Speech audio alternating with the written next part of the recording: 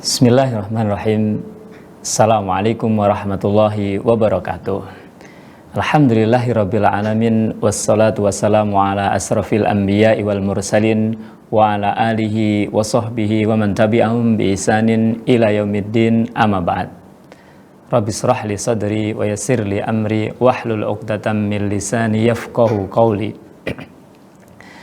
Alhamdulillah, adik-adikku, para pemirsa dan para pendengar suara Al-Furqan dimanapun Anda berada, ayah bunda, saudara-saudaraku seiman, mudah-mudahan Allah Subhanahu wa Ta'ala senantiasa merahmati kita semuanya. Alhamdulillah atas puja dan puji syukur kehadirat Allah Subhanahu wa Ta'ala. Pada hari ini kita masih diberi kesempatan oleh Allah Subhanahu wa Ta'ala untuk belajar, untuk mengisi kegiatan bulan Ramadan kita di tahun ini. Mudah-mudahan kita bisa mengisi dengan berbagai amalan yang bermanfaat, ya. Manfaat untuk dunia kita, manfaat untuk akhirat kita. Gimana kabar adik-adikku semuanya? Di rumah maupun di perjalanan, manapun di Anda berada, ya. Nah, adik-adikku barakallahu fikum, tak terasa hari ini kita sudah memasuki Ramadan. Tanggal berapa adik-adik ya? Tanggal 5 apa 6? Kita mulainya kemarin puasa hari apa? Ada yang hari Sabtu, ada hari Ahad, gitu ya. Kalau yang dari hari Ahad ya mungkin sudah lebih banyak ya. Yang hari Sabtu mungkin sudah lebih banyak puasanya ya. Tapi nggak apa, ya. Adik-adikku barakallahu fikum, tak terasa waktu demikian cepat berlalu, ya. Kayaknya kemarin kita barusan bahas bagaimana kita menyambut kedatangan bulan Ramadan, ya. Tiba-tiba sekarang sudah beberapa hari, 5 atau 6 hari sudah berlalu, ya. Ya, itulah memang Allah Subhanahu wa Ta'ala juga memberikan penjelasan kepada kita bahwasanya puasa itu ternyata hanya beberapa hari adik-adik, ya. Gak lama. Beberapa hari saja, ya. Mungkin kita merasa berat sekali puasanya, ya. Nanti puasanya 1 bulan, wah, 1 bulan lama Kak Ulias, ya, lama, rasanya capek, nggak enak dan seterusnya, ya. Tapi tatkala kita jalani adik-adik, ya, tatkala kita jalani sehari 2 hari, ya, karena rasa iman kita kepada Allah Subhanahu wa Ta'ala, maka puasa itu mungkin terasa ringan, ya, terasa ringan. Nah, ini peran bagi kita para pendidik, ayah bunda, ya, bagaimana kita bisa mengondisikan anak-anak kita, ya, bagaimana kita bisa melatih anak-anak kita untuk memaksimalkan di bulan Ramadan ini. Ya, namanya anak-anak ya versinya anak-anak, ya. Bukan berarti Ramadan gak boleh mainan, ya enggak. Ya, kalian pun juga boleh mainan adik-adik, ya. Tapi itu tadi kemarin kita sudah sampaikan, ya, sudah kita pelajari bulan Ramadan adalah bulan Al-Qur'an. Jadi kita perbanyak baca Al-Qur'an. Ngomong-ngomong, sudah ada yang khatam apa belum? Qiraahnya. Atau sudah dapat berapa juz? 5 juz, 10 juz, 15 juz? Bagi mungkin yang belum selesai, ya, bukan belum khatam, kablis juga belum kayaknya, ya. Jadi kita perbanyak membaca Al-Quran, ya. Jangan sampai kita dalam bulan Ramadan ini mungkin membaca Al-Qurannya bisa dihitung adik-adik. Maksudnya bisa dihitung gimana? Hanya sebentar sekali, sedikit. Mungkin dalam 30 hari cuma berapa hari yang diisi dengan membaca Al-Quran, ya. Jadi itu kita mungkin sebagai ayah bunda pun juga harus memberi teladan, ya, memberi contoh bagaimana tatkala kita di rumah dengan keluarga, kita juga bisa mengajak mereka untuk membaca Al-Quran. Misalnya, ayo mas, kamu yang baca, ini giliran nanti apa yang nyimak, Umah yang nyimak, kemudian adiknya dan seterusnya. Atau bisa baca sendiri-sendiri juga nggak apa-apa. Ya, kalau mungkin masih bacanya masih belum begitu lancar, belum bisa, ya mungkin baiknya itu tadi saling menyimak, ya. Ayahnya megang mushaf, ya mamanya juga megang mushaf, anak-anaknya juga megang mushaf, buka Al-Qur'an bareng-bareng, ayo kita baca dan seterusnya. Ya, seperti itu. Itu nanti akan melatih anak-anak kita ketika nanti dewasa pun juga akan memperlakukan anak-anaknya kelak nanti seperti itu. Ya. Jadi kita yang dewasa meskipun bukan orang tuanya, ya mungkin kita sebagai kakaknya, sebagai anak yang pertama mungkin ya, kalau sudah dewasa, adik-adiknya diajak. Ya, kalian pun juga gitu adik-adik, mungkin yang sudah kelas 6, kelas 5, mungkin atau yang SMP ya, yang SMP mungkin adik-adiknya yang kelas 2, kelas 3 diajak, ya diajak untuk membaca Al-Qur'an, ya seperti itu. Baik mungkin di masjid bisa, di rumah pun juga nggak apa-apa, ya itu. Kemarin juga sudah kita sampaikan, kalau kita pengen misalnya dalam 1 bulan itu kita bisa 1 kali khatam. Caranya bagaimana kemarin? Ya, 2 lembar dalam 5 kali sehari. Ya, 5 waktu sholat itu nanti kita usahakan membaca 2 lembar. Mungkin bisa sebelum sholatnya atau setelah sholat. Ya, kalau 2 lembar misalnya 1 lembar sebelum sholat, 1 lembar setelah sholat itu ringan adik-adik. Ya, paling 1 lembar berapa? 5 menit, 10 menit? Kalau belum lancar Kak misalnya 15 menit Kak, nggak apa-apa. Ya. Dibandingkan dengan waktu yang telah diberikan oleh Allah Subhanahu wa taala kepada kita, coba. Kita diberi waktu berapa? 24 jam. Ya, 24 jam untuk menjalani hidup ini. Ya, berapa jam yang kita gunakan untuk membaca Al-Qur'an? Ya. Itu. Jangan banyak HP-an adik-adik ya. Main game. Ya. Itu dan seterusnya. Dan ini mungkin juga salah satu mungkin kesalahan ya bagi ayah bunda ya, tatkala para sahabat zaman dahulu ya melatih putra-putranya, melatih putra-putrinya untuk berpuasa, mereka membuatkan mainan ya, boneka ya, mungkin apa dan lain sebagainya. Tapi pada zaman sekarang ini, di zaman now ya, anak-anak zaman now ini, itu ketika berpuasa ternyata sama orang tuanya diberi HP. Nah, diberi HP mainannya biar puasanya kuat, kabulias misalnya gitu. Ya, biar puasanya kuat dikasih HP, sudah ini HP-nya silakan mainan. Yang penting nanti jangan dibatalkan loh ya puasanya sampai maghrib loh ya, misalnya gitu dipeseni gitu. Sudah main HP terus siang, sore, menjelang maghrib, HP-an terus dan seterusnya. Nah itu juga salah satu kesalahan. Kenapa? Karena nanti kalau kita latih seperti itu, mereka ketika dewasa akan mengisi hari-harinya dengan HP-an terus nanti. Gimana Ramadannya nanti ya?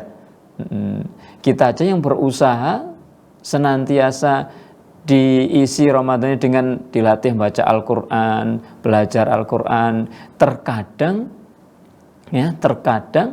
itu tidak sesuai dengan harapan kita. Oleh karena itu kita juga harus itu tadi ya, berusaha dan berdoa, melatih yang baik. Ya, HP-an misalnya boleh ya dikasih waktu berapa menit, 5 menit, 10 menit gitu ya, melihat. Tapi juga harus didampingi orang tua ya, ayah bunda harus senantiasa mendampingi putranya tatkala HP-an. Mungkin apa yang dilihat, main apa, mainannya berbahaya apa enggak dan seterusnya ya. Karena zaman sekarang itu, hai ayah bunda, zaman sekarang itu mungkin sekilas kita lihat permainan anak-anak, gambarnya apa ini itu dan sebagainya, mungkin sekilas enggak terlalu berpengaruh. Akan tetapi kadang disisipkan dalam permainan-permainannya itu. Beberapa hari yang lalu, Kaules juga enggak sengaja ya, kadang ada anak-anak yang bawa kartu, ya bawa kartu ke sekolahan. Ya, bawa kartu ke sekolahan, kemudian ada yang lapor, Kaules ini apa, Ustadz ini ada yang bawa kartu gini-gini dan seterusnya. Ternyata kartunya apa? Naudzubillah min dzalik. Ya, kartunya gambar-gambar orang-orang yang mengumbar auratnya. Ya, itu untuk anak-anak, permainan anak-anak SD, bayangkan ya. Kalau seperti itu ya nggak pas. Ya meskipun hanya sekedar mainan kartu, mungkin gambar kartun dan seterusnya, tapi dilihat dulu. Ya, kita sebagai orang tua harus jeli apa yang dilihat anak-anak, apa yang dipakai mainan anak-anak. Ya, demikian. Nah, adik-adikku barakallahu fikum. Itu tadi hanya sekedar mengingatkan kembali ya. Mengingatkan kembali bagaimana tatkala kita mengisi bulan Ramadan dengan memperbanyak untuk membaca Al-Quran. Karena bulan Ramadan adalah bulan diturunkannya Al-Quran. Nah, adik-adikku barakallahu fikum, sesuai dengan tema kita pada hari ini, yaitu sejarah puasa Ramadan. Karena di bulan Ramadan ini kita sedang berpuasa, jadi kita juga harus mempelajari bagaimana sih sejarahnya puasa Ramadan itu diwajibkan. Adik-adik sudah tahu apa belum? Nah, atau mungkin ayah bunda, nah, nanti juga bisa menyimak, mungkin bisa ngajarin anaknya, ya, tatkala puasa itu nak begini dulu, itu begini dan seterusnya dan sebagainya. Ya, yang akan kita pelajari. Nah, adik-adikku barakallahu fikum, sejarah puasa Ramadan. Puasa adik-adik itu sudah dikenal sudah jauh dikenal sebelum Nabi Muhammad sallallahu alaihi wasallam dilahirkan. Ya. Kau boleh ulangi, sebelum Rasulullah dilahirkan itu puasa sudah dikenal dan sudah dijalankan oleh umat-umat terdahulu. Ya. Itu. Kalau di negeri kita, sebelum Rasulullah dilahirkan pun juga mereka berpuasa adik-adik ya. Loh, emangnya ada manusia kak di Indonesia ini sebelum Rasulullah dilahirkan? Ada adik-adik ya, ada. Sudah ada, bahkan ada kerajaan. Sudah ada kerajaan Hindu Buddha adik-adik.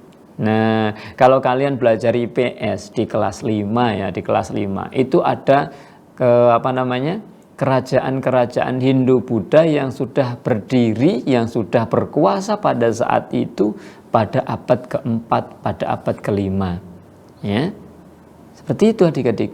Jadi puasa itu sudah dikenal oleh mereka. Ya, dan lintas agama. Maksudnya lintas agama gimana sih Kak Ilyas? Maksudnya lintas agama itu orang-orang ahli kitab Yahudi, Nasrani, mereka juga berpuasa karena mereka agamanya agama langit ya, turun dari langit mempunyai kitab. Agama-agama yang lain, agama Hindu, agama Buddha, mereka pun juga berpuasa meskipun puasa mereka berbeda-beda. Ya, karena mereka mengetahui dengan berpuasa maka akan membuat jiwa ini menjadi jiwa yang baik. Nah, membuat manusia menjadi manusia yang baik. Oleh karena itu mereka melatih, mereka mengerjakan puasa. Nah, kalau Kak Abulis pernah diceritakan dulu, orang-orang Hindu Buddha itu kadang puasa 2 hari 2 malam adik-adik.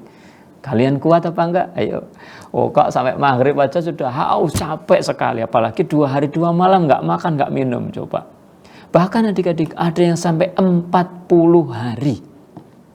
40 hari, 40 malam katanya enggak makan, enggak minum. Karena ingin bertemu dengan Tuhannya. Seperti itu.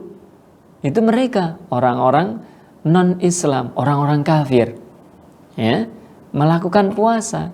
Nah, akan tetapi puasa yang kita maksud yaitu puasa yang sesuai dengan ajaran Islam, sesuai dengan ajaran dari Allah Subhanahu wa taala. Karena di dalam Al-Qur'an dijelaskan, nah kalian bisa membuka ya dalam surat Al-Baqarah ayat 183. Mungkin kalian sudah hafal ya. Kalian sudah hafal semuanya karena sudah sering sekali dibaca. Setiap tahun itu dibaca berkali-kali. Ya, berkali-kali. Ya. Akhirnya mungkin hafal mungkin di antara kalian ya. Surat Al-Baqarah adik-adik ya, surat Al-Baqarah di juz 2 ya, kalau di Qur'annya Kak Abulis halaman 28 ya, halaman 28 ayat 183. Kita baca dulu ya. A'udzu billahi minasy syaithanir rajim. Ya ayyuhalladzina amanu kutiba alaikumus siyam kama kutiba alal ladzina min qablikum la'allakum tattaqun. Allah Subhanahu wa taala mengawali ayat tersebut dengan ya ayyuhalladzina amanu, wahai orang-orang yang beriman. Perhatikan adik-adik, di dalam Al-Qur'an ya, kadang kita melihat atau membaca ya ayyuhan nas, wahai manusia semuanya, baik itu beriman maupun kafir. Akan tetapi ada juga kadang di sebagian tempat ya ayyuhalladzina amanu. Di antaranya adalah di ayat ini. Allah memulai ayat tersebut dengan ya ayyuhalladzina amanu, wahai orang-orang yang beriman. Wahai orang-orang yang beriman. Berarti panggilan ini adalah panggilan imaniyah, panggilan keimanan. Nah, berarti orang-orang yang berimanlah orang-orang yang terpanggil untuk menjalankan ibadah puasa. Ya. Oleh karena itu, apabila orang itu tidak berpuasa di bulan Ramadan, padahal dia bisa, padahal dia mampu, nggak ada halangan, nggak ada sebab yang menyebabkan dia itu nggak bisa berpuasa, maka keimanannya perlu dipertanyakan. Ada tanda tanya. Maksudnya berimannya gimana dia? Ya, benar apa enggak imannya? Kalau imannya benar berarti dia merasa terpanggil, adik-adik ya. Kita, ya, kalian yang ada di rumah, kita yang ada di sini, semuanya, alhamdulillah, ya, alhamdulillah kita mendapatkan anugerah, mendapatkan karunia, pemberian dari Allah SWT yang luar biasa. Kenapa? Karena Allah memberikan rasa iman kepada kita, sehingga kita bisa menjalankan puasa, terpanggil hati kita untuk menjalankan puasa dan menjaga puasa kita ya. Nah, di situ dijelaskan adik-adik ya, wahai orang-orang yang beriman, kutiba alaikumusiyam, diwajibkan kepada kalian itu berpuasa. Ya, ayat ini turun pada pada Rasulullah Sallallahu Alaihi Wasallam ya, pada tahun kedua Hijriah. Ya, pada tahun kedua Hijriah. Jadi puasa itu diwajibkan pada tahun 2 Hijriah. Bayangkan adik-adik ya. Rasulullah Sallallahu Alaihi Wasallam itu diangkat menjadi nabi dan rasul ketika beliau berusia 40 tahun.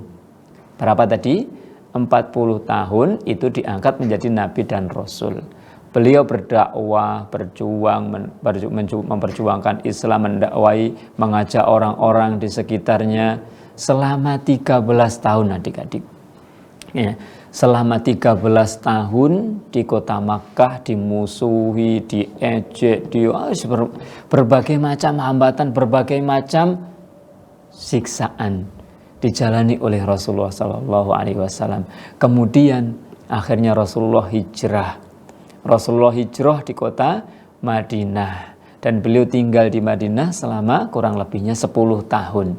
Nah, tatkala beliau sudah hijrah ke Madinah,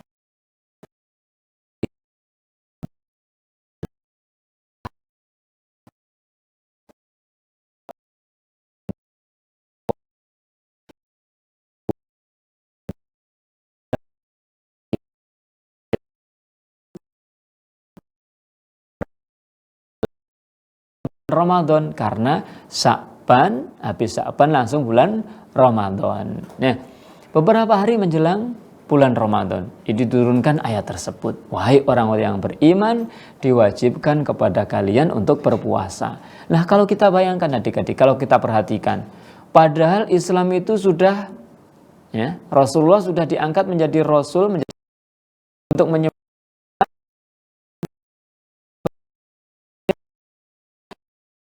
di kota Mekah belum diwajibkan berpuasa.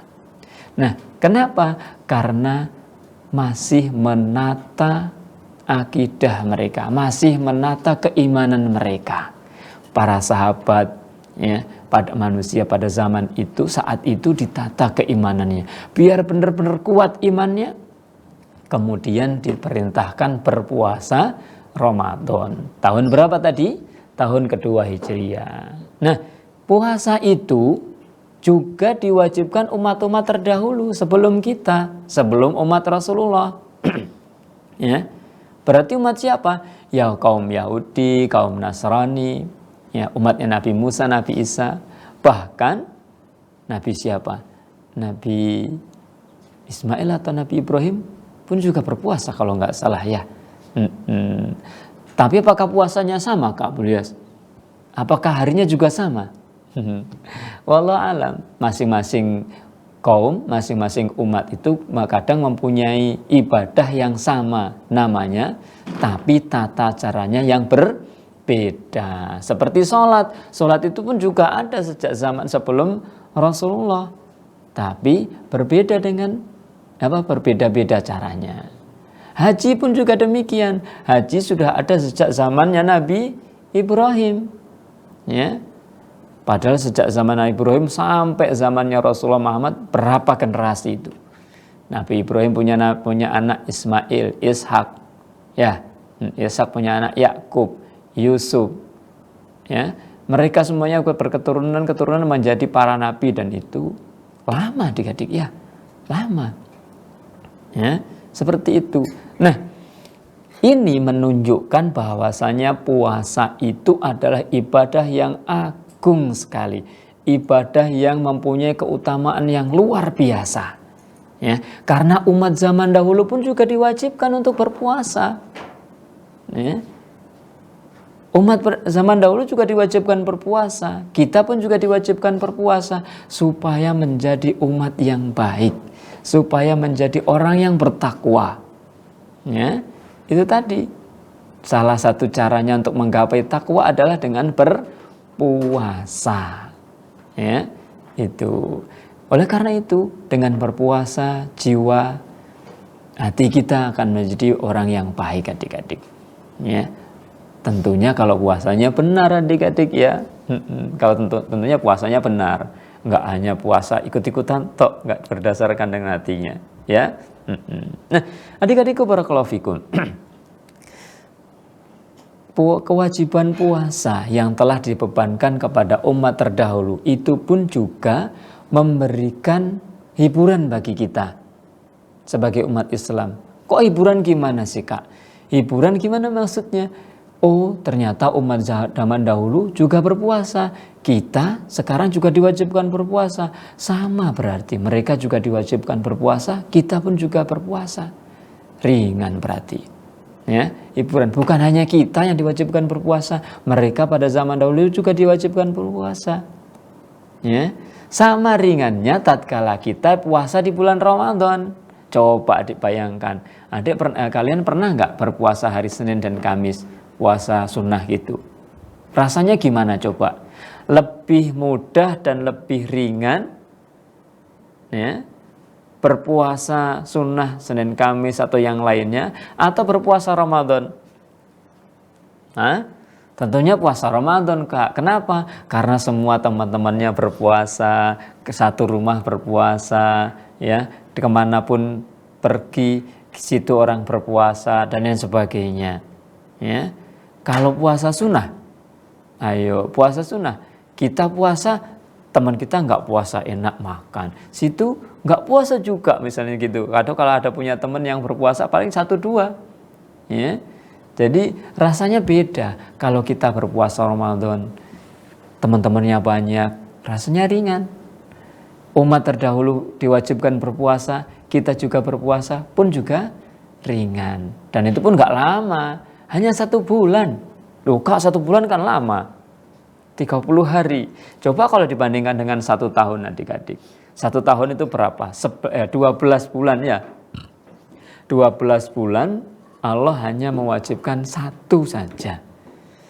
Ya, berarti 11 bulan kita nggak berpuasa, nggak diwajibkan berpuasa. Yang diwajibkan hanya 1 bulan saja. Nah, itu salah satu bentuk keringanan. Ya, kasih sayang Allah Subhanahu wa taala kepada kita. Ya. Seperti itu adik-adik. Nah, kita lanjutkan. Nah, puasa ternyata pas ketika awal kali diwajibkan itu berbeda dengan puasa pada saat ini adik-adik, seperti yang kita jalani. Karena puasa itu mengalami berapa tahapan? 3 tahapan kalau nggak salah adik-adik ya. Tahapan yang pertama gimana? Ayo kita lanjutkan ayatnya adik-adik ya. Kita lanjutkan ayatnya. Di ayat ke-184 ya. Di ayat 184 Allah Subhanahu wa taala tatkala pertama kali mewajibkan puasa itu memberi 2 pilihan. Memberi berapa? 2 pilihan. Nah, di ayat 184 kita baca ayatnya ya adik-adik ya. Ayyamam ma'dudat faman kana minkum maridon aw ala safarin fa'iddatum min ayyamin ukhar wa 'alal ladzina yutiqunahu fidyatun ta'amu miskin faman tatawwa'a khairan fahuwa khairul lah wa antasumu khairul lakum in kuntum ta'lamun. Nah, kalau kita lihat dari terjemahannya adik-adik ya, di situ nanti ada pilihan. Ya, ada pilihan. Pilihannya ada berapa Kak Bilas? Ada 2. 1, perhatikan ya. Tatkala awal kali diwajibkan untuk berpuasa, Allah memberikan 2 pilihan. Yang pertama, orang tersebut boleh berpuasa ya. Atau pilih yang kedua, boleh membayar fidyah. Kak Bilas ulangi ya. Ketika puasa pertama kali diwajibkan, Allah memberi 2 pilihan. Yang pengen berpuasa silahkan berpuasa. Ya. Yang nggak pengen berpuasa bayar fidyah. Fidyah itu apa sih Kak? Fidyah itu memberi makan 1 orang miskin. Jadi para sahabat pada zaman dahulu tatkala pertama kali puasa Ramadan diwajibkan, sebagian mereka berpuasa dan sebagian mereka juga nggak berpuasa. Ya, sebagian mereka berpuasa. Kalau mereka berpuasa berarti nggak membayar fidyah. Tapi kalau mereka nggak berpuasa maka dia harus membayar fidyah. Fidyah tadi apa? Memberi makan fakir miskin, orang-orang miskin. Ya, memberi makan apa Kak Bilas? Ya makan sehari-hari. Kita makannya apa? Kalau kita sekarang makan nasi ya diberi sarapan bisa, makan siang boleh, ataupun juga makan malam pun juga nggak apa. Ya, terserah, yang penting 1 hari itu dia kalau pas nggak puasa memberi 1 orang makanan. Ya, 1 orang itu siapa? Orang miskin. Paham ya? Ya, tatkala pertama kali diwajibkan seperti itu. Jadi boleh milih, yang puasa ya monggo. Ngerti monggo apa enggak? Monggo silahkan ya Dedek. Boleh berpuasa, boleh juga enggak. Diberi 2 pilihan.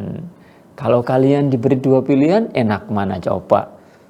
Wah enak gak puasa Kak Bilas, bisa makan, bisa minum dan seterusnya. Kalau memberi makan orang miskin mungkin kita tinggal ngambil, ayo makan bareng sama aku. Adik-adikku barakallahu fikum. Kita mungkin gak membayangkan seperti zaman sekarang adik-adik ya. Pada zaman dahulu itu makanan, ya, pakaian itu untuk mendapatkannya agak sulit adik-adik. Ya. Untuk mendapatkannya agak sulit. Bahkan dikisahkan banyak sekali para sahabat mereka itu sampai seharian kadang nggak makan. Ya dari pagi sampai sore, malamnya sampai kelaparan. Akhirnya kemana bertamu atau kemana dengan harapan supaya dijamu oleh orang, ya. Bahkan Rasulullah pun juga pernah mengalami seperti itu, ya. Rasulullah, Abu Bakar sampai berapa orang itu ya, 3 orang atau berapa orang sama-sama malamnya itu kelaparan, ya. Bahkan pernah dikisahkan juga adik-adik, ada tamu Rasulullah, ya. Siapa yang mau menjamu tamuku? Para sahabat ada, wah saya wahai Rasulullah. Nah, dia nggak tahu di rumah punya apa, nggak tahu. Yang penting ingin menjamu tamunya Rasulullah, karena menjamu tamu itu termasuk kemuliaan. Akhirnya dibawalah pulang tamu tersebut. Nyampe di rumah, tanya sang istri, wahai istriku, di rumah kita punya apa untuk makan malam? Kita nggak punya apa-apa kecuali apa yang sudah siap kita makan. Untuk makan kita berapa ya? Suami, istri sama anaknya. Nah, mungkin bertiga, anggaplah bertiga. Ya. Nggak ada lagi. Ya sudah, kalau begitu nanti tamunya kita persilahkan makan, lampunya dimatikan, kita ikut pura-pura makan, biar tamunya makan dulu sepuasnya, sekenyangnya. Nanti kalau sisa baru kita makan. Terus anaknya gimana? Anaknya ditidurkan dulu. Anaknya ditidurkan dulu. Nah, ternyata keadaannya seperti itu adik-adik untuk makan dan minum. Kalau sekarang mungkin sudah lain ya. Lain. Nah, nanti ada kisah lagi nanti ya. Nah, itu pada tahap awal diwajibkannya berpuasa. Ya. Jadi memang boleh berpuasa, boleh untuk tidak berpuasa pada awal diwajibkannya berpuasa.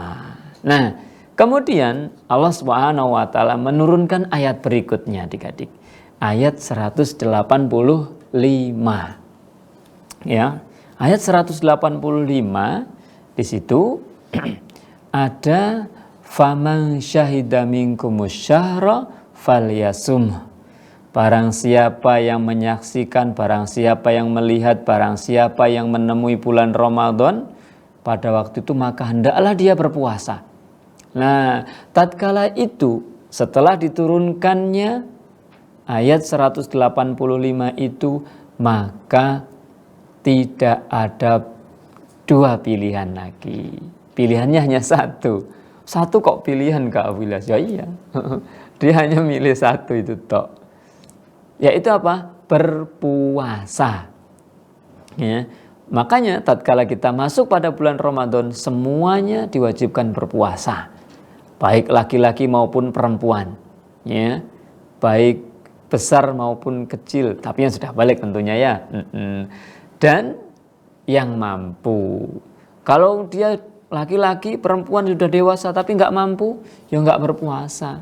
Dia lagi safar, dia lagi sakit, lagi ini, lagi itu, ya. Kalau ada sebab-sebab yang membolehkan dia tidak berpuasa, boleh nggak berpuasa, ya, seperti itu. Insya Allah nanti pada pertemuan yang akan datang, insya Allah kita akan belajar sedikit tentang fikih berpuasa ya adik-adik.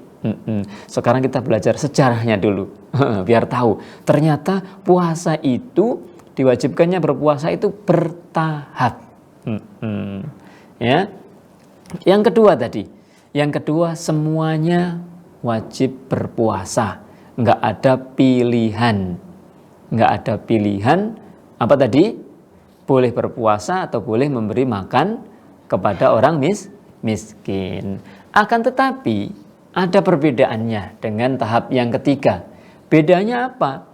Bedanya pada tahap kedua ini, apabila ada seseorang yang dia siang harinya berpuasa, kemudian dia berbuka, kok terus tidur, maka setelah tidur itu dia tidak boleh makan, nggak boleh minum.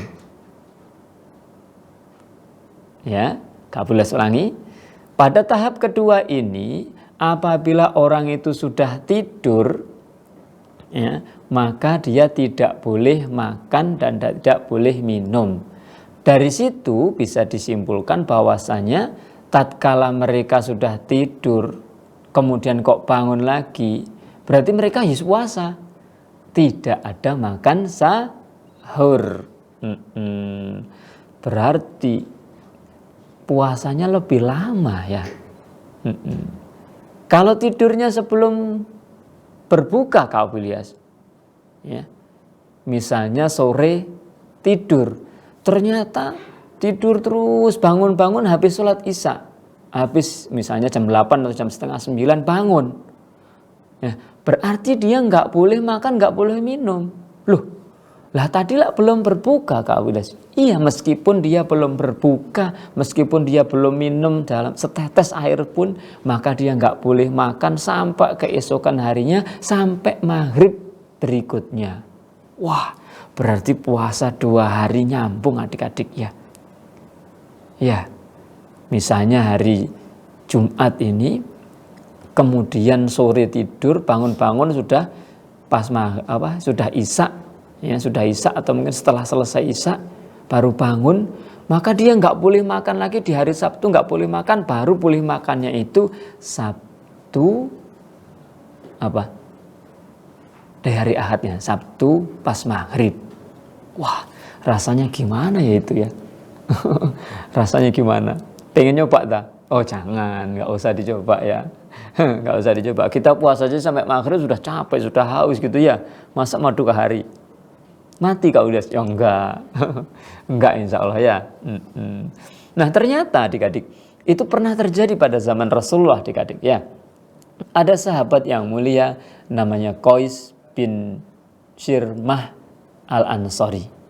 Qais bin Sirmah al-Ansari kalau nggak salah namanya ya. Beliau itu kerja, siangnya kerja nyari uang dan seterusnya untuk menghidupi keluarganya. Ketika sore hari menjelang berbuka nyampe di rumah, tanya kepada istrinya, wahai istriku, apa gerangan mungkin untuk berbuka kita, menu buka kita malam ini apa? Oh, kita nggak punya apa-apa wahai suamiku, di rumah nggak ada, tapi jangan khawatir, tak carikan dulu. Perhatikan adik-adik barakallahu fikum, kehidupan para sahabat pada zaman dahulu, kehidupan orang-orang yang mulia, orang-orang yang dipilih untuk menemani kehidupan Rasulullah Muhammad sallallahu alaihi wasallam. Bayangkan mereka sudah berpuasa, tatkala berbuka, mau berbuka, bertanya kepada istrinya, apa yang bisa kita gunakan untuk berbuka pada malam hari ini? Ternyata jawabannya nggak ada. Itu sangat berbeda sekali dengan kehidupan kita sekarang adik-adik. Coba bayangkan tatkala kita menjelang berbuka. Jangankan menjelang berbuka, dari pagi aja sudah disiapkan ya adik-adik ya. Kalian sudah mengatur, nanti beli ini, nanti dimasakkan ini mie ya. Nanti mau aku pengen berbuka pakai makan ini, dan seterusnya. Begitu mungkin sudah menjelang berbuka, 1 meja sudah disiapkan. Ada kola, ada pisang, ada buah ini, ada ini, berbagai macam makanan ada adik-adik. Bayangkan, itu umat Rasulullah, para sahabat yang mulia ketika berbuka nggak ada yang pakai untuk berbuka adik-adik. Sementara kita banyak. Nah tentunya kita harus banyak bersyukur, ya, banyak bersyukur, berterima kasih, bersyukur kepada Allah Subhanahu wa taala. Ya, mereka orang-orang mulia, orang-orang yang dipilih oleh Allah Subhanahu wa taala untuk menemani Rasulullah Muhammad sallallahu alaihi wasallam. Kehidupannya seperti itu. Sementara kita yang tidak terpilih untuk menemani beliau, tidak terpilih menjadi para sahabat, ya, ketika berbuka, berbagai macam hidangan, makanan yang dingin, yang hangat, minuman yang makanan yang keras, yang empuk, dan berbagai macam terhidang di hadapan kita. Nah, bagaimana kita bersyukur kepada Allah Subhanahu wa taala? Ayah bunda, ceritakan hal yang demikian kepada anak-anak. Bagaimana mereka, generasi pendahulu kita ketika berpuasa, ketika berbuka. Ajarilah mereka, anak-anak kita. Ya, Kita harus pandai bersyukur. Bagaimana kita semuanya ada di sini, sementara mereka orang-orang yang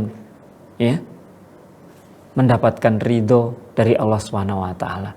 Allah ridho kepada mereka, kehidupannya seperti itu. Ya. Sehingga dengan demikian kita nggak terlalu memanjakan anak-anak kita, ya. Tidak terlalu memanjakan anak-anak kita.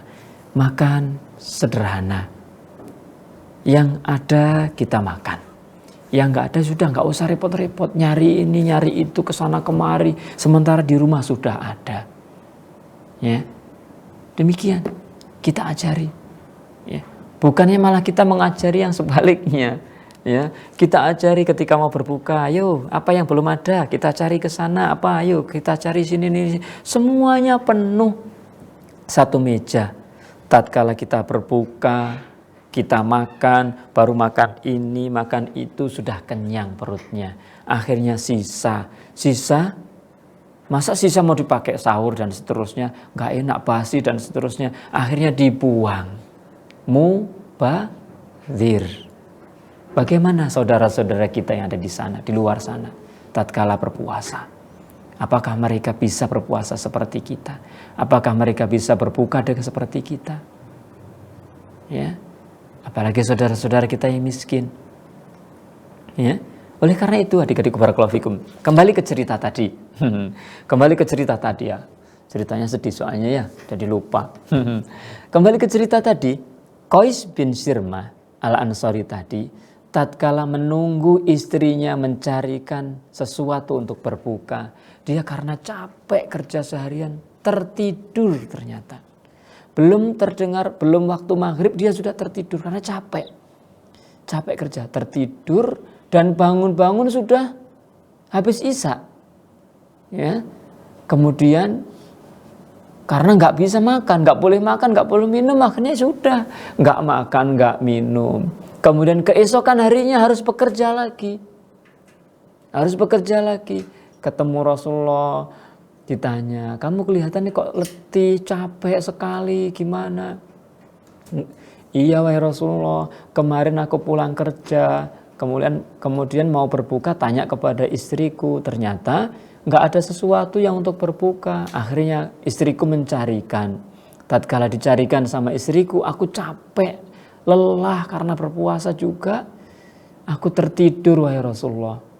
Sehingga aku nggak makan sesuap nasi pun, nggak minum setetes air pun. Sampai hari ini dan nanti baru maghrib nanti baru boleh berbuka. Nah, dari situ akhirnya Allah SWT menurunkan ayat berikutnya. Di ayat 187. Ya, itulah memasuki tahap ketiga. Tatkala tahap ketiga tetap berpuasa. Ya, nggak ada pilihan lagi, nggak berpuasa enggak ya adik-adik. Kalau tahap pertama tadi boleh milih puasa atau boleh milih yang kedua, ya, nggak berpuasa tapi memberi makan. Ya. Kemudian tahap kedua, masuk tahap kedua, satu pilihan, yaitu berpuasa saja. Tapi waktunya kalau sudah tertidur nggak boleh makan, nggak boleh minum. Ya. Nah, tahap ketiga memberi kemudahan lagi. Ini salah satu di antara contoh kasih sayang Allah Subhanahu wa taala kepada kita, wahai adik-adikku semuanya. Ya. Bagaimana yang ketiga? Tahapan yang ketiga tetap wajib berpuasa, akan tetapi ya, meskipun sudah tidur, selama itu belum subuh, maka seseorang itu boleh makan, boleh minum, boleh melakukan hal-hal yang membatalkan puasa. Ya, seperti itu. Seperti sekarang ini adik-adik ya.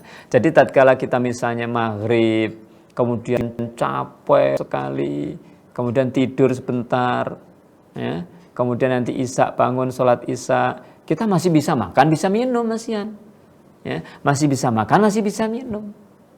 Nah, itulah di antara kemurahan Allah. Sampai nanti kita tidur lagi, sampai keesokan harinya sebelum subuh kita boleh makan sahur. Nah, dan inilah salah satu pembeda di antara puasa kita dengan puasa umat-umat sebelum kita. Ya. Ahli kitab contohnya orang-orang Yahudi dan Nasrani, ketika mereka berpuasa itu tidak ada makan sahurnya. Beda. Kalau kita ada makan sahur, bisa makan sahur, bahkan waktu sahur itu waktu diberkahi. Bahkan makan sahur itu pun juga diberkahi oleh Allah Subhanahu wa taala. Ya. Tasaharu fa inna fis sahuri barokah. Ya. Baik wahai umat manusia, wahai kaum muslimin, Rasulullah mengatakan seperti itu, makan sahurlah karena pada makan sahur itu ada berkahnya. Ya, meskipun namanya makan sahur itu nggak harus makan nasi adik-adik ya. Mau makan kurma boleh, bisa. Mau makan kolak pun juga bisa. Minum saja pun juga nggak apa. Yang penting kita usahakan sahur kita tadi untuk membantu kita keesokan harinya. Siang harinya itu kuat sampai sore untuk jangan sampai makan sahurnya, nggak mau sahur. Besok ketika berpuasa tidur terus sampai duhur sholat, habis sholat duhur tidur terus, asar sholat asar, habis asar tidur lagi sampai maghrib baru bangun, melek terus misalnya gitu. Itu namanya salah, ya, namanya salah, enggak benar adik-adik. Ya, oleh karena itu tatkala kita sahur kita juga untuk menyiapkan tenaga, energi kita nanti ketika siang hari, ya. Ketika kita misalnya hari Jumat ini sahur, biar nanti kuat untuk sholat Jumatan, ya, untuk aktivitas yang lainnya, bantu orang tua, ini itu dan lain sebagainya. Karena kadang orang tua juga perlu kita bantu pas masak, ternyata cabenya habis, Mas, tolong belikan cabai. Tokonya ya kalau sebelah kita dekat, kadang mungkin harus naik sepeda, harus ke sana, harus ke sini, ya. Jangan sampai alasan, Mi, aku capek, Mi, udah beli sendiri aja, Mi, gitu. Nah, ini nggak bagus ini ya, nggak baik. Ya, bagaimana kita bisa membantu orang tua kita? Bagaimana kita bisa membantu sebisa kita? Ya, usaha, ya, harus dilatih dan dilatih. Orang tua pun juga harus melatih, ya. Melatih. Jangan semua dikerjakan sendiri. Kalau semuanya dikerjakan sendiri, anak nggak bisa nanti. Bagaimana nanti ketika dewasa? Bagaimana tatkala kita sebagai orang tua sakit? Anak nggak bisa nyuci, nggak bisa ngelipetin baju. Padahal sudah gede-gede. Ya, karena salah pendidikan. Kita nggak mendidik mereka sejak kecil. Kasihan lah misalnya gitu ya. Kasihan masa anak-anak diajarin nyuci baju, diajarin lipat-lipat, disuruh nyuci piring, disuruh ini. Diajarin. Meskipun enggak semuanya piring sak tumpuk suruh nyuci semua ya enggak. Bisa diajarin, ayo Mbak, ayo Mas, misalnya kita nyuci piring, Umi bantu. Caranya begini. Ya, dicuci dikit-dikit ya, sambil liburan seperti itu. Bagaimana nanti ketika mereka dewasa? Ya, akan bisa. Karena namanya kita nggak selamanya sehat terus, nggak selamanya hidup terus. Kita suatu saat pun juga sakit, juga akan meninggal dunia nantinya. Nah, untuk menyiapkan mereka ketika mereka dewasa, bagaimana ketika mereka dewasa siap untuk menghadapi kehidupan ini. Ya. Jangan sampai orang tua yang capek setiap hari, orang anak-anaknya semuanya dimanjakan, nggak ada yang disuruh kerja sama sekali. Tatkala orang tuanya sakit, kerjaan gunung nggak selesai-selesai. Ya, kenapa? Karena nggak ada yang kerjakan, anak-anaknya duduk manis di atas kursi saja. Nah, itu yang salah. Terus yang salah siapa? Ya kita sebagai orang tua, kita salah sendiri. Kenapa? Karena nggak ngajarin. Ya, seperti itu. Jadi adik-adik barakallahu fiikum, itulah kisah sejarah diwajibkannya berpuasa, ya. Sejarah diwajibkannya berpuasa. Ringkasnya adik-adiknya, tadi fase pertama, tahap pertama tatkala puasa diwajibkan pada tahun kedua Hijriah, diberi dua pilihan. Boleh berpuasa, nggak usah bayar fidyah. Boleh nggak berpuasa, tapi harus bayar fidyah. Fidyah itu tadi apa? Memberi makan orang miskin. Kemudian tahap kedua. Tahap kedua diturunkan ayat 185. Ya, ayat 185 tadi kewajiban berpuasa, nggak ada pilihan lagi. Ya, pilihannya berpuasa. Pilihannya berpuasa. Tapi waktunya makan, waktunya minum itu nggak longgar. Jadi tatkala sudah tidur, nggak boleh makan minum lagi, nggak boleh melakukan pembatal puasa lagi. Ya. Nah, kemudian terjadilah kasus tadi ya, Qais bin Sirmah al-Ansari tadi ya. Kemudian diturunkan ayat berikutnya 187, sehingga ayat 187 turun ya, memberi kelonggaran. Puasa itu hanya dari mulai terbit fajar sampai tenggelamnya matahari. Nah, begitu matahari tenggelam, matahari terbenam, ya, dimulai dari maghrib itu sampai subuh, adzan subuh itu menjelang adzan subuh, kita boleh makan, minum dan boleh melakukan pembatal puasa lainnya. Ya, itu tadi sampai sekarang dan sampai hari kiamat. Ya, sampai sekarang dan sampai hari kiamat. Dan itu terdapat pelajaran yang sangat besar sekali. Ya, pentingnya secara bertahap, pendidikan secara bertahap. Tatkala kaum muslimin sudah kuat, baru diwajibkan semuanya dari sekian sampai sekian dan seterusnya.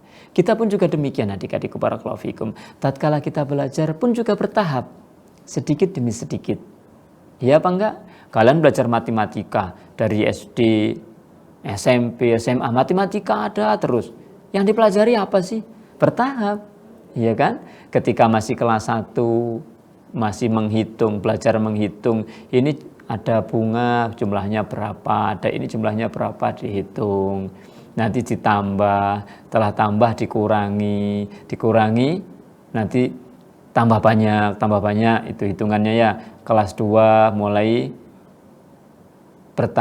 nambah yang nyimpan mungkin ya, atau mungkin yang ngurangi harus pinjam dan seterusnya. Itu namanya bertahap.